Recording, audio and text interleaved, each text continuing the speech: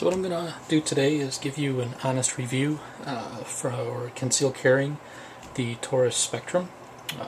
Now I've been carrying this weapon for about a month now, and I've watched several reviews on this, but I have some somewhat conflicting feedback to what I've heard from some other people. All in all, it's a decent weapon. This one is currently loaded. And yes, it's range ammo. First and foremost, it's actually a very comfortable weapon. There's only a couple things that I dislike about it for a carry weapon. And I'm going to start with those first, and then I'll tell you what it is that I like about this weapon. So, first and foremost, one of the things that I probably dislike the most is going to be the release. Now, a lot of people online have said that they cannot actuate this with their thumb. I have no problem with it. It's really just a matter of breaking the weapon in, and yeah, I don't really have a problem with it. In the beginning, it was very stiff. The problem that I do have with it is when you load a fresh magazine and you release it, it hangs. Now, if you pull the slide, let it go, usually it works, but not always, you see.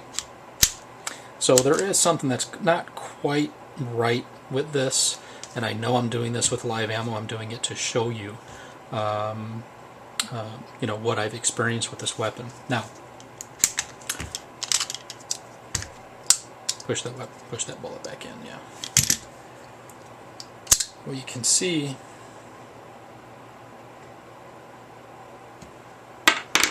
actually what you can see on this bullet is, look at how much that is compressed now. You see that? That is pushed in to that casing quite a bit.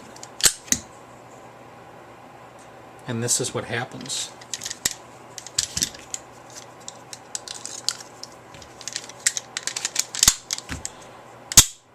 That time it worked nicely.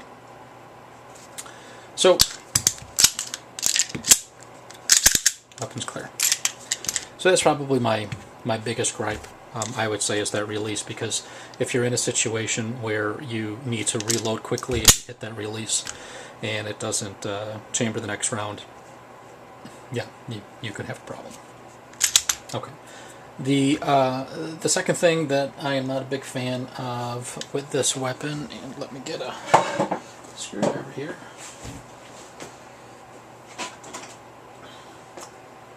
is not the takedown process. The takedown process actually isn't bad. Let me show you what that looks like.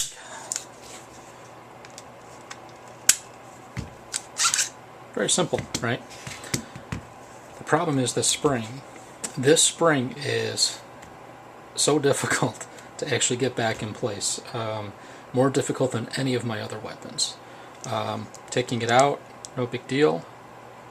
You would think it'd be simple, right? Very straightforward. But the problem is when you go to try to line this thing up, you have to get the end of this in here, right? Just setting in there. And this spring is, it's a stiff spring, but it constantly tries to flex left to right. It makes it very difficult to actually get this back in. Let's see if I can actually do it. Alright, there we go. Got it back in. That's a difficult one. Okay, that's back in. And then reassembly is very straightforward. Yeah, it's locked in place automatically. So I would say that once this is broken in, everything for the most part functions the way that it should, with the exception of using this release to chamber a round on a reload, a magazine reload. But the stiffness here that everybody complains about, this really does go away once you wear the weapon in. The sights, yeah, the sights they're really not all that great. And when you go to look down this weapon, getting that front sight in, that's not something you'll be able to do quickly. From my point of view, this is a point and shoot weapon. It's not something you're going to very quickly get your sights in line with. So it's a close proximity weapon. It's a 380, so it's not like a higher caliber weapon where you're doing distance shooting. Chambers nicely when you do it this way. And I will say that I have absolutely no interest in using the magazine that doesn't have the pinky extension. Weapon's clear. Without this pinky extension, you only have 2 fingers on the weapon, and yeah, I'm really not a fan of that. Three fingers you can get on here. I have a decent sized hand. When you have the larger mag, which by the way, it's a 6+1. Good fit. The other thing that people complain about is getting past this magazine release, and what I found is it's really not that difficult. If you go to put it in slow, you don't get past it very easily, but give it a little bit of speed and you'll come into it no problem. Okay. Other than that, it's very light, it's thin. I'm able to easily keep the weapon in a cloth holster, and I go back and forth in between the waistband to pocket carry. So for that purpose, it's really decent.